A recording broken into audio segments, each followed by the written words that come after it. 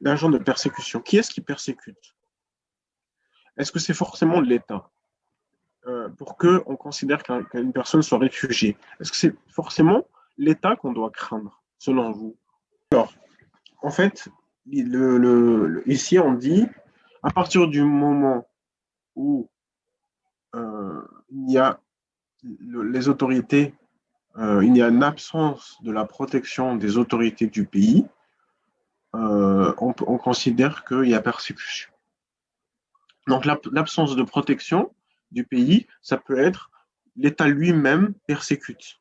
C'est-à-dire que l'État, en fait, quand on dit l'État, c'est juste une fiction juridique. En vérité, l'État, il existe à travers ses représentants et les agents. Et donc, ça va être qui? Ça va être la police, ça va être voilà, les juges, ça va être les gendarmes, etc., etc.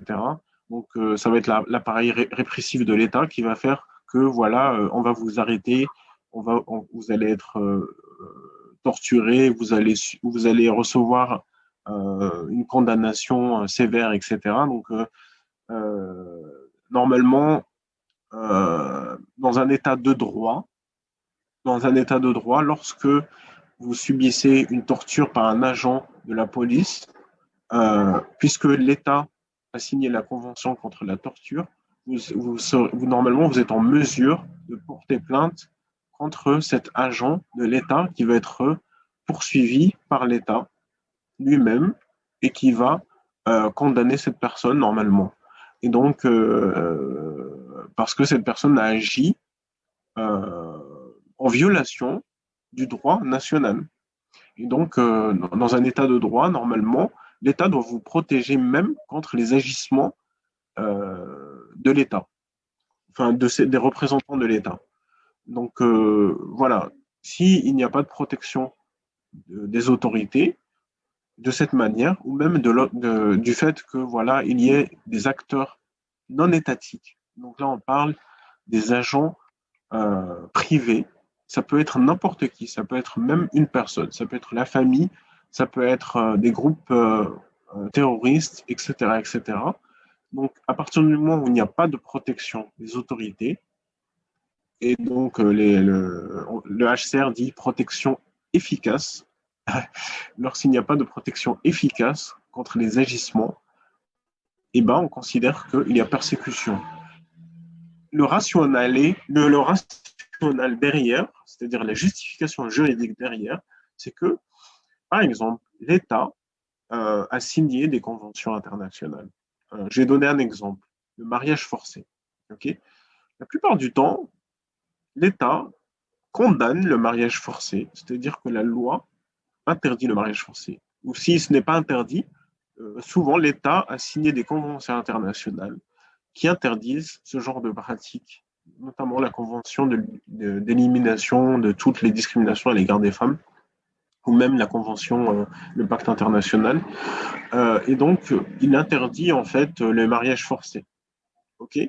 Si un père ou une mère de famille force un homme, une femme, un garçon, une fille à se marier et que l'État est incapable ou refuse ou laisse faire, eh ben, il n'assure pas la protection, il viole lui-même, il y a une violation du droit, puisque en signant la convention, l'État non seulement ne doit pas agir positivement, c'est-à-dire par exemple pour imposer des mariages forcés, mais doit aussi prendre les mesures nécessaires pour éviter les mariages forcés et si cela arrive, pour punir les personnes qui ont commis ce genre d'acte. Et si il ne fait ni l'un ni l'autre, donc il y a violation du droit et donc l'État viole les obligations internationales.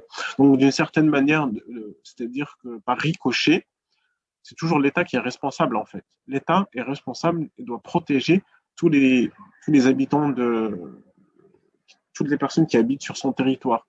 À partir du moment où il y a des individus qui violent la loi et que l'État n'applique pas la loi pour empêcher ces agissements, soit parce qu'il ne veut pas, soit parce qu'il laisse faire, soit parce qu'il est incapable, ben, l'État a violé ses obligations internationales et même ses obligations vis-à-vis de ses propres citoyens, puisque souvent le droit national prévoit ce genre de choses. Comme par exemple pour l'excision dans beaucoup de pays, eh ben, l'excision est interdite par la loi.